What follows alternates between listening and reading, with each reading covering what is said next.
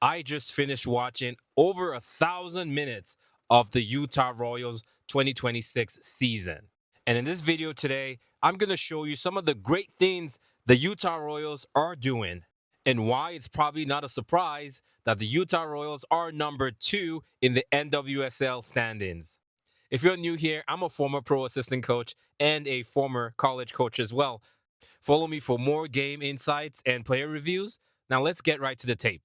Yeah, for the Utah Royals, I want to touch on two things. The first one is the keeper back, and the second is their triggers. I want you to look at the formation and look at Milazzo and Simmons as fullbacks who push up on the field, advancing the Utah Royals build-up play using the keeper as a center back. I think the Utah Royals are unique because they have a high energy and disciplined team. As I've watched the tape on Coach Kunrad's, I've seen how he's been advancing different philosophies with his team, building on different things from week to week. Number one is using the keeper as a center back. The goal is like honey, right? Trying to bait the opposing team to come towards the ball, which will create space in the area that they have just vacated. So a fullback spread out, the keeper keeps coming up, and you see some movement in the middle to try to bring players with them and create some opening of space. Now, this three-person backline is going to react based on what they see, and they have a couple of options that they can execute. Number one, if one person pressures, then find out where she just vacated and then pass the ball into that space. You can also see Ellie Bravo Young cheating up in the backline. Here we go. Ali pressures, Lacasse opens up, and that's a diagonal ball to the left side. This gets picked up, but that's okay. This is the philosophy, right? Let's see it again in action. Now, the goalkeeper advances the ball in this build-up play. Look at the three-person back line, the goalkeeper as a center back. The fullbacks have moved up, trying to draw and spread out the opposing Kansas City Current team. Now she gets there, and like I said, space is going to open up depending on who pressures, or if no one pressures, right? There's space, and the player moves in, and should definitely look for players that are open, but then this gets stalled. That's okay. A few moments later, again, we see the keeper back serving as that center back, and we just wait to see who pressures. And in this case, Ali is a singular pressure, and she passes and makes a diagonal pass to the left. One more time, the Royals are doing it again, and here's why it's working. The Kansas City are a 4-2-3-1 offense, but they're only having one person pressure, and this was a mistake in the first half of this game. On the defensive side, if you're not coordinated with your pressure, space opens up where you just vacated, and the offensive team can take advantage of it, just like this. Watch how this ball is played into the spaces that are being opened up, and then see that space that opens up, and they take advantage and move towards the offensive third, and they take a shot at goal. This is what Utah is doing very well. Now watch this game against Portland Thorns. See the goalie pushing up in a center back position,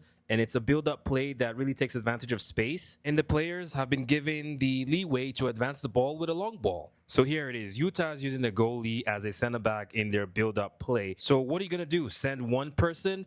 That's not going to work. It's 3v1. You've just vacated your position, created space in the middle, and now that diagonal ball to the left side that we talked about earlier on in this video. Now let's talk about the second concept, triggers. So we hear about high press all the time. Here's the thing. Teams can't high press every single minute of the game, so they implement what they call triggers, meaning something the opposing team has just done will trigger the other team to pressure them. Common triggers are an attacker receiving a pass while facing their own goal, a vertical pass across the 18, and more complicated, sometimes you see defenses just sitting back until they can like trap play against the sideline, then use the following backward pass as a trigger, and then they launch a coordinated press. Now here's an example of the Utah Royals and their trigger. A backwards pass triggers the press, and you can see the coordinated approach. They win the ball back, and then they advance the ball to the 18, giving themselves a good scoring opportunity here. Here's another one. When you lose the ball, that's also another trigger. You will sometimes hear coaches say within the first 5 seconds of losing the ball, I want you to go all out. They do this here perfectly, and this leads to a goal scoring opportunity and a goal. Watch them here again, a backwards pass, and you see the coordinated press. All three of them go back.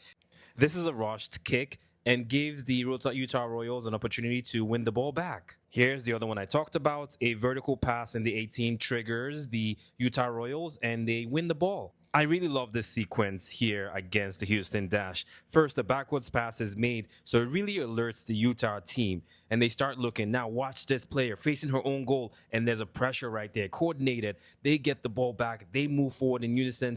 See Lacasse moving to the right to create space, and then bang, it's a goal. So in this video, we talked about three concepts. The first one, we talked about the three-person back line with the goalie as a center back and also the diagonal balls up front. And then we talked about triggers. Let me show you how all these philosophy apply to gameplay in real time. Royals are in a mid block and then they get triggered to press by the vertical pass. But Reyes is a great player. She knows this. She's seen this 1,000 times. She makes a pass into the vacated space, but the Utah Royals are so determined and they get the ball back.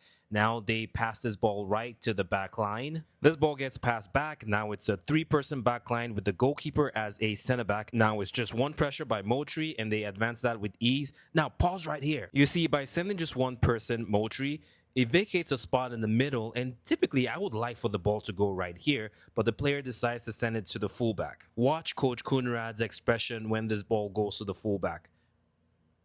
Dismayed. You see, when the high press is not coordinated, it opens up spaces and it's a cascading effect that has second and third line consequences. As you can see, other players are trying to close the gap and Tanaka is opened, and the Utah Royals will fix this problem by getting this ball back to the middle where it was originally intended to, and the diagonal ball, and that's it right there. That's the concept that Utah Royals and Coach Kunrad has applied to his team, getting a goal scoring opportunity, and bang, that's it right there. Those were three concepts that we talked about, all put into application in one sequence. Bonus points right here. Where have we seen this before? The Japanese team.